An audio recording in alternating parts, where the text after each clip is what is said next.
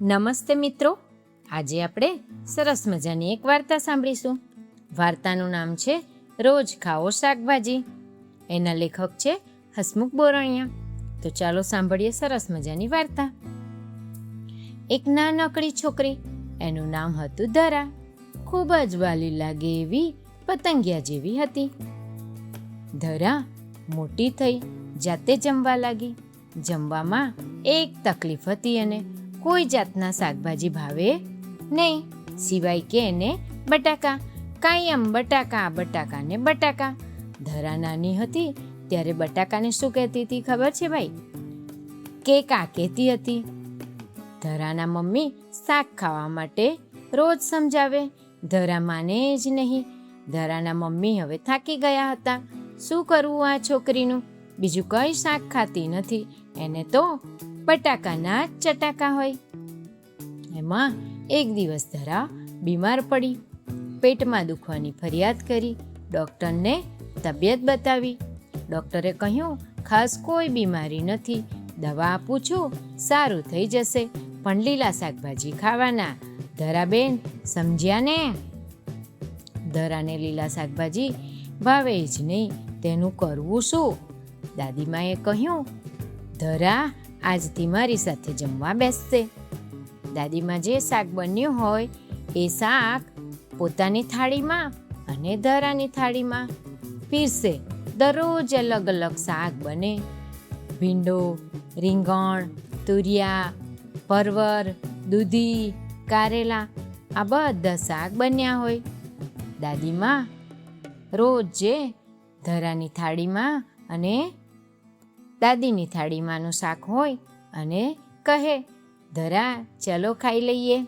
ત્યારે ધરા બોલે, કારેલા તો કડવા લાગે, તુરિયા તુરા લાગે, રીંગણ પરવર ભાવે નહીં, સૌ સ્વાદમાં અધૂરા, મમ્મી બટાકા લાવે નહીં, બટાકા બનાવે નહીં.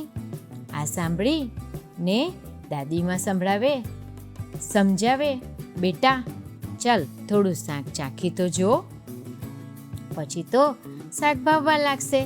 લીલા શાકભાજી તો આપણે ખાવા જ જોઈએ. ધરા થોડું મોડું બગાડે અને વળી શાક ચાખે. બીજા દિવસે ગુવાર, ભીંડા, કંટોલા કે ગલકા બનાવ્યા હોય. દાદીમાં શાક ખાવા માટે સમજાવે. ત્યારે પાછા ધરા બોલે, ગુવાર ભીંડા ભાવે નહીં, કંટોલા તો કાંટા જેવા, કાકડી લાવે છે કંટાળો, આ શાક નથી ખાવા, મમ્મી બટાકા લાવે નહીં, બટાકા બનાવે નહીં. આ સાંભળી ને દાદીમાં શાકભાજી ખાવા માટે સમજાવે. ધરા મોઢું બગાડી અને શાક ચાખે. પછી તો ક્યારેક કોબીજ, ફ્લાવર, સુરણ, દૂધીનું પણ શાક બનાવે. ધરા હવે થોડું થોડું શાક ખાવા લાગી. આ જોઈ અને મમ્મીનો ઉત્સાહ વધ્યો. મમ્મી પણ ધરાને શાકભાજી ખવડાવવા માટે તો નવા નવા પ્રયોગ કરે. મમ્મી થાળી સજાવે. કેવી રીતે ખબર છે ભાઈ? ગાજર, ટામેટાં, ડુંગળી, બીટ, મૂળા, કાકડી વગેરે કાચા ખાઈ શકાય ને એવા સિઝનમાં જે પણ શાક મળે તે લઈ આવે અને અલગ અલગ રીતે ડિઝાઇનમાં કાપી અને ડીશમાં મૂકે. ધરાને તો નવાઈ લાગે અને એ શાક ચાખે. આમ કરતાં કરતાં ધરા બહેન તો બધા શાકભાજી ખાતા થઈ ગયા અને ભાવતા પણ થઈ ગયા.